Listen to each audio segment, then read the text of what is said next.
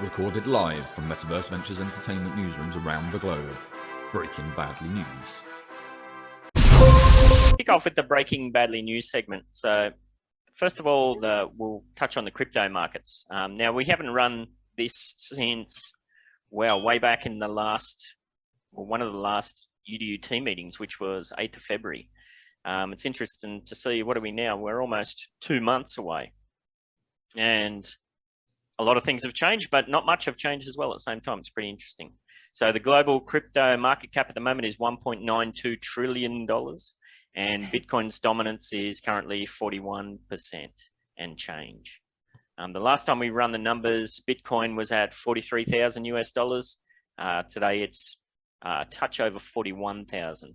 So a little bit of a drop there, not much. Ethereum is pretty similar. It was $3,056. That's bumped up a little bit to $3,091.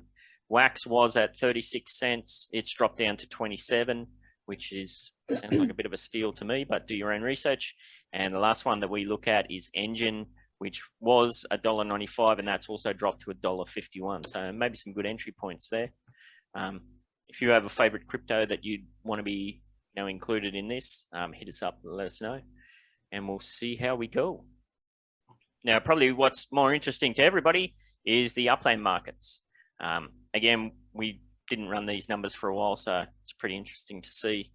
Got these figures from the Upland MVE Marketplace Analytics, which is pretty clunky, but it gives us a good overview of what's going down. So the 30-day transaction volume is about 3.17 billion UPEX. The 90-day average transaction volume is about 127 million UPEX, and the 90-day average trading volume is 9,533. It will be very interesting to see how some of the changes Upland have made impacts on all of that, but we'll talk about all that stuff later.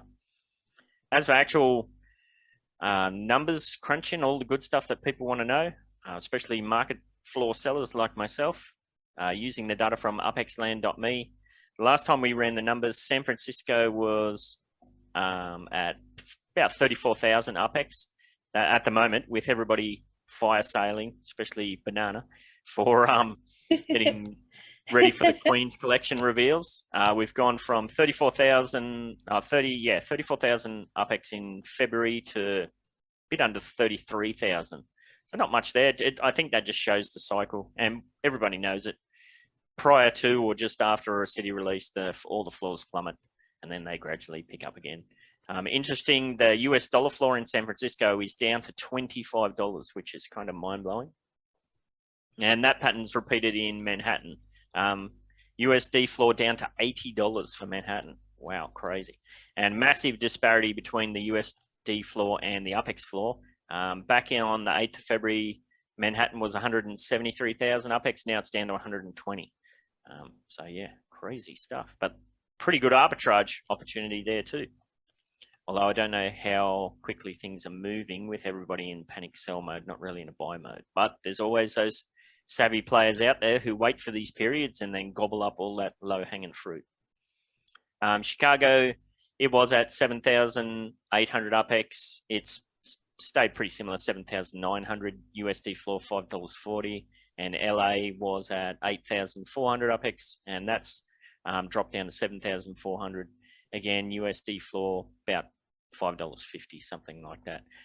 We're only really focusing on the big hub cities, the tier ones. But as with the crypto, if you've got a particular soft spot for a city or whatever, and you want to get that included in the stats, hit us up, and we'll see how we go. I think that covers all that. What about the Bronx? Yeah, we can add that if you want, or you can add that, or we'll see how we go. It's just, with so many cities coming out, it's, we got to draw the line somewhere. Otherwise, the whole show is going to be the floor show. We're not going to draw the line with the Bronx. Bronx All right. is the best one. We'll patch that in next week so I don't get hit in the head with a virtual shoe. So yeah. We're going to talk about Upland. Right now. In Upland news, it has been a very busy week. Wow. We'll touch on several of the events later in the show. Two of the biggest events which have initiated lots of conversations in the various Discord servers this week, of course, have been the end of collection swapping. Well, not exactly the end, but the end, and the start of the daily login spark bonus. So yeah, while Upland haven't technically stopped players' ability to farm UpX via collection swapping, I used an analogy when I was talking to this in DMs with Missida yesterday. You know, I said if the price of petrol was $10,000 a litre, or whatever the hell that works out for gallons for you crazy people, and you had a car, nobody's stopping you from driving your car, but my guess is it's not going to leave your garage anytime soon, right? So that's what Upland have essentially done. They haven't stopped you from doing collection swapping. They've just made it a completely unrealistic option, which is just words. At the end of the day, it's the same thing. Collection swapping, for all intents and purposes, is dead. Well, not necessarily. Oh, yeah? So I've been hearing from birds, and I won't say who those birds are, that there is an opportunity. This actually created an opportunity for another market, which we will just be calling renting.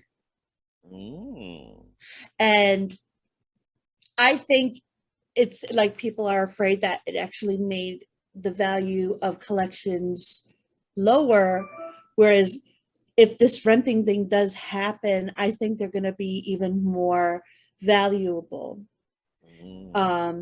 So not only will you be swapping, but you'll be renting the actual property for the allotted time, with the UpX generated, UpX generated costs, the cost of actual renting of that property, the value of the property. So I'm sure there's going to be another kind of avenue for this, and you'll be paid either upfront with collateral, like something to hold on to. Yeah, that's going to be the big one. That's interesting because I know, like, way back in the day, back when I started doing 50-50 collection swaps, when everybody, or all the old OGs in the community were dead set against it, and I was the worst person in the world for doing it. One of the things that was always brought up was the hit by the bus factor. Well, what if we're collection swapping and you get hit by the bus in the middle of the collection swap? And keep in mind, this is before this system is in place. So collection swaps used to take 5 minutes to run a set, something like that. So if people were worried about the hit by the bus factor when the risk time frame was 5, 10, 15 minutes, well, now we're talking up to 30 days. Seems a bit kooky, but I guess if the math work, we know there's a lot of smart people in the community, so if there's a way to do it, I'm sure they'll find it. Interesting. We'll have to keep our eyes out for that, Cheese, and keep me up to speed with that one, because that sounds very, very cool. Although for myself personally, I've moved on. I don't even buy collections anymore, let alone trying to swap them. So yeah, I'm sure it's going to be only kind of like an exclusive club of people who, you know, it's not going to be, oh, hey, I'm Joe Newcomer. Well, it's only going to take one Afrikaans to get into that mix, and that's going to be the end of that, isn't it? So we'll see. Well, you can't just say that and not kind of explain. Afro? Oh, surely everybody knows Afro by this stage. He's one of the main culprits behind all the stealing of collection properties. You know, he's probably had, I don't know, 100 different Discords, names. He always comes in, and you know, you can tell it's him straight away with the language he uses and that sort of stuff. So yeah, there's always people that are going to work out ways to use the system, and as you know, there's always going to be people that work out ways to abuse the system. So, you know, be smart and manage your risk to reward ratio, because sometimes it's just not worth it. The other big thing was the weekly Spark logging bonus has finally arrived. It's something that I've been talking about for quite a while.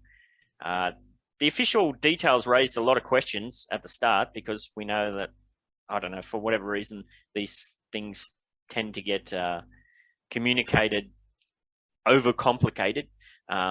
But yeah, it's pretty simple if you just think of it. You need to log in at least once every 24 hours for 7 days straight. There's people saying, well, what if I log in at 11:59 p.m. and then 12 and all this? Like, just keep it simple. Log in once every 24 hours. And, you know, it's not going to be an issue for me, because I probably log in at least 24 times every 7 hours. So exactly. I just need to remember to refresh. Yeah. And well, that's interesting. I wonder how that's going to work with the app then, because oftentimes I'm You'd not have to like, closing and reopening the app. yeah. Could be a bit So I'm tricky. checking in right now.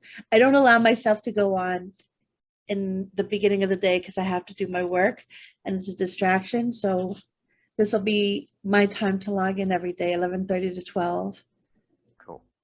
Now we did have a few requests back in the Breaking Badly Newsday show. I used to do a bit of karaoke. Now I don't know why, but we did have some requests to kick that off again. So It was me. apologies if this is going to kill you, but we'll see how we go. So while the current weekly reward of 0.01 Spark not be worth getting out of bed for, as Dire Straits put it, get your Spark for nothing, get your divs for free. There you go. That's all you're going to get today. I love it. Apologies for that. I'm embarrassed for myself. In crypto news, now this was a big one that I saw yesterday. According to ABC News Australia, North Korean hackers have targeted the Axie Infinity game in a $620 million crypto heist. 620 big ones. Yep. Pretty crazy. So the hack was one of the biggest to hit the crypto world, raising questions about security in an industry that has only recently burst into the mainstream. This North Korean Lazarus group that's supposedly behind the hack, pretty famous for back in the day. Remember that Sony Pictures Entertainment hack, where it was in response to the interview, that movie about North Korean leader Kim Jong-un. So apparently it's the same team. So in this case, the hackers exploited weaknesses in the setup put in place by the Vietnam-based firm behind the game, Sky Mavis. Now, the reason I bring this up is because it kind of, I mean, it's not related to Upland, but it is. It's all in the same industry, the same sector. And this will ring true. This part will ring true. The company had to solve a problem. The Ethereum blockchain, where transactions are logged, is very slow and expensive to use. So to allow Axie Infinity players to buy and sell at speed, does that sound familiar? The firm created an in-game currency and a side chain with a bridge to the main Ethereum blockchain. The result was faster and cheaper, but ultimately less secure. So we know Upland's playing around with things like this, like ways to speed up the EOS blockchain and working on different patches. And we've seen with the Queen's release that whatever they're doing seems to be working. So it's a little bit of a concern, but maybe not. So the attack targeted the blockchain. It netted 173,600 Ethereum and about 26 million worth of PEG's USD stablecoin. So pretty monumental hack, like holy moly. Yeah, But that's crazy. what was interesting was, I'm not sure exactly what the Axie currency is, but it didn't even dump that hard, or it's kind of strange to see the chart for that. So Well, I did read something about that where they did something to kind of level it out. Yep. Maybe they kind of like brought back some of their own I don't know the proper words for it, but Yeah. like to kind of make the value stay up a bit. Well, how much money have they got? If they get hacked for 620 million and it doesn't cripple the business, holy moly, how much money have they got? They're the oldest, aren't they? Like Yeah. the oldest, and then they have that the backers, the one that came to Upland. Yeah, and like the Amoka. angel investors and all that sort of stuff. Yeah. Yeah. Well, it's like I've mentioned Upland in that conversation there, but one of the things that always happens when new crypto people join the community is they say, is UpX a crypto, or when's it going to be on an exchange? And we know that the team's pretty adamant that it's not going to be. And recently there's been a lot of groundswell in the community. Please don't ever make it. I think this is a good example of, the downside of that. Like, we have seen accounts get hacked before and sell for US dollars and that sort of stuff, but hackers aren't going to hack into the game and steal, 300 billion UpX, because there's no value to it outside of the ecosystem. So I don't know. It removes that carrot, I think. Well, at least I hope. This is the point in the Breaking Badly show where we're going to flip on over for a dose of Arthur's reality, which... Welcome to the reality segment of Breaking Badly News. Stop sitting at home in your multiverse and come outside for a walk in the park. Now, Cheese, I believe you have some NFT, Metaverse, and maybe even some gaming news for us.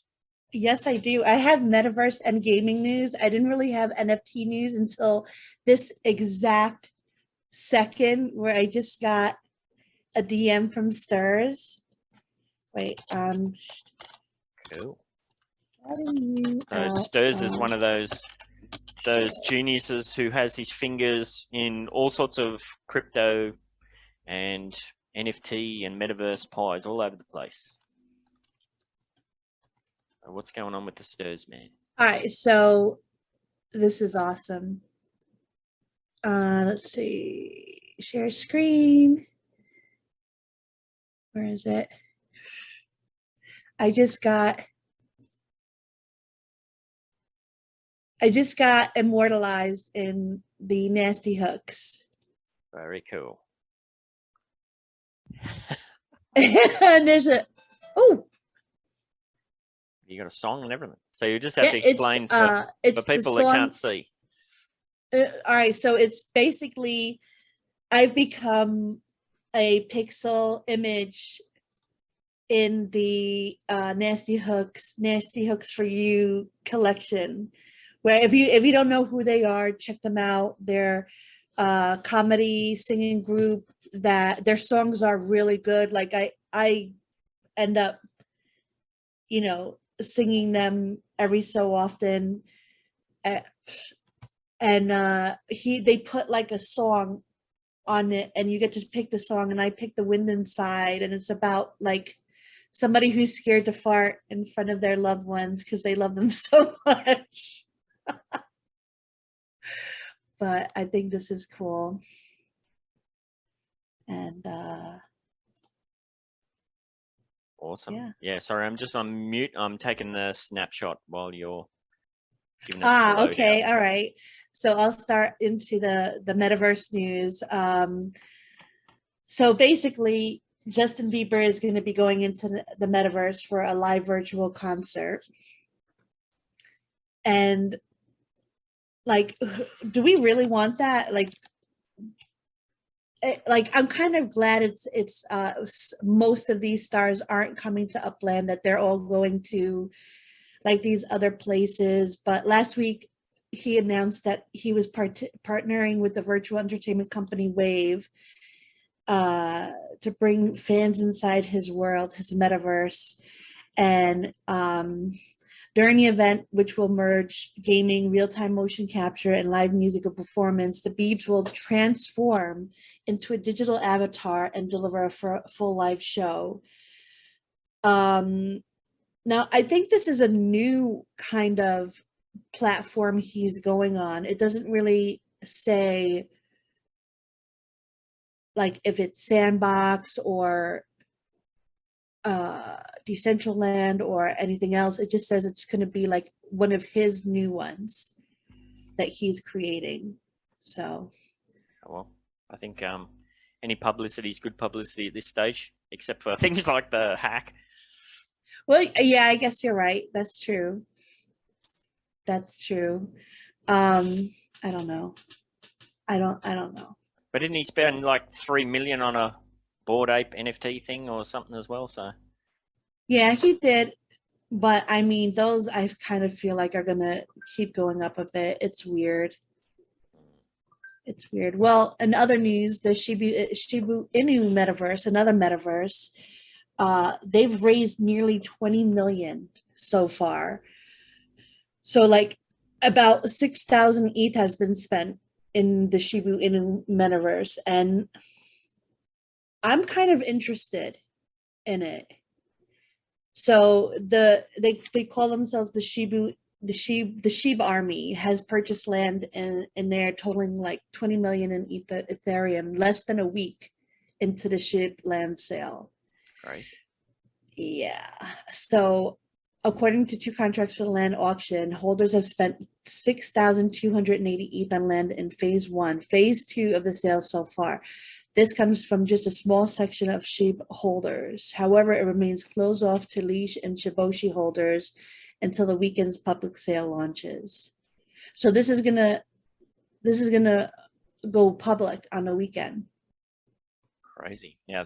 Is this something that's almost it sounds a bit pump and dumpish almost, but I don't know. We'll see. Maybe. Yeah, I just steer clear right away from those kind of meme coin things, but then there's people that made a crap ton of money on them too. So I mean, there are so far there's 3,337 owners, and there's 12,975 plots already minted, with a total of 100,000 plots of land eventually set to exist. I don't know what you're gonna do on it, but I don't know. It seems interesting to me. yeah, well, it's one of those ones we'll have to keep an eye on and see how it goes. Are you going to have a little dabble? You said. I might. Nice. We'll see how expensive it is. So basically, Shibu Coin has plans to launch its own metaverse project, Shib. While the initial speculation linked to the metaverse to the Shibu Inu games, we now know the metaverse is its own project entirely. It will feature virtual real estate, which everything does, which will provide users with a passive income. So it's basically like Upland. Cool. All right, and no gaming news this week, you said. What are you playing at the moment? Actually, I want to tell people about an Epic sale. They're having sales every week going forward. This week, there's 2 really good games. And even if they look like shit, who cares? It's free. That's why I like PC gaming, because it's so cheap to PC game rather than console. But this week, Insurmountable and XCOM 2 are free. Insurmountable is like a mountain climbing simulation. So you're basically making decisions along the way, kind of what to do, when to rest, when to do this, kind of like flying but climbing a mountain. Some people like to do that. I mean, it's probably not my bag, but I'll try it out. And the other one is XCOM 2, which is a turn-based game where aliens are in charge and you're part of a guerrilla force, and you must ignite a global resistance to take it back. And I've played XCOM 1, and it was fun. It was a lot of fun. This is a $60 game that's for free, so check it out. What I'm playing now is a mixture of 7 Days to Die, Sims, Overwatch, and Ghost Recon. I'm still playing it. I have to finish it, even though they fucked up. Are we allowed to say curses? Yeah, I guess so. Okay. It's going to be marked as explicit anyway, so we'll see how we go. All right. But yeah, it's always cool to see you over in the MVE Discord with a growing list of players, playing different things. And they're crazy. So if you come to MVE and you want to have a good time, just uncensored, you come to the game chat. If you want to watch me art and have a bit of a more censored chat, go to the text voice chat. There's 2 voice chats. I don't know. I was in there yesterday and it wasn't that uncensored while you were arguing. That was the game one. Oh, was it? No. Yep, that was the video game one. So you went into the cray one. Oh, I went straight in the deep end. Yes, you did. Nice. Speaking of the MBE, before I cut you off, have you finished with your news? I think so, yes. Cool. So we can dive straight into the MBE updates. The Wine Cheese Show, what did we do last week? I don't want to say. We had 2 false starts with our scheduled guest who stood us up twice. So we're like, bugger you, we'll just do it for ourselves. We'll just cry in a corner, have ice cream, and do our own damn thing. Yeah. So it ended up pretty good, actually. We did a deep dive into everything that's happening with the UDU and the MVE, so, including some backstage sneaky peekies. So if you haven't checked that out, go and check it out. And don't forget that with the Wine and Cheese show, Cheese does up a custom NFT for each episode, and you can get that for free. All you need to do is watch the show and follow the little challenges that are within them. And that's about it. Now, you got a little spotlight for one of the friends of MVE, Cheese.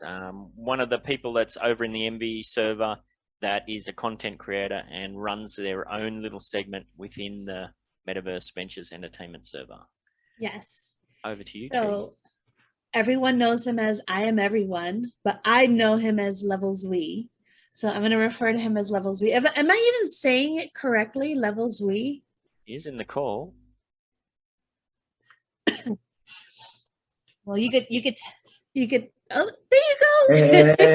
Hey. Hey, it's German. You call it Level 2.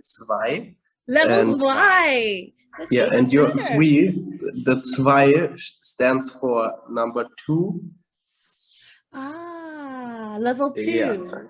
Yeah, level 2. Yeah, it's level 2. Level Y. I love that. Yeah, I have the name because I'm doing art in my home a lot, and my home is on level 2. It's on floor 2. I love it how when people like do their names according to like stuff that they associate to in real life. That's so cool. Because Yeah, then you have a story behind it. Yeah, that's right. I'm moving at the moment, and again, I'm in floor 2, level 2 again. Who does levels Y work for? I have to make that work. I'll work on it. So we met in Instagram, and you contacted me to invite me to an art Discord where people came together and did collaborations and just kind of like, networked and whatnot. And I thought it was really cool that you had that set up.